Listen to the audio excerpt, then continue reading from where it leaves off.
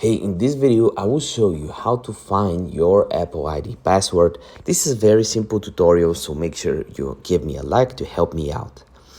The first thing you want to do is go over to your settings right here. And from there, you want to click on your icon. And there you want to click on sign in security. And here you can actually change your password if you actually know it already. If you don't, here's what you can do.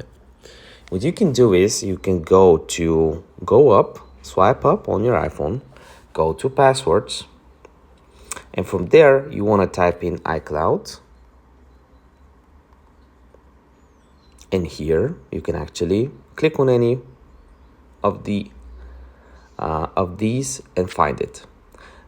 So the next thing you can do is go on Chrome, click on three dashes, bottom right corner, and then password manager.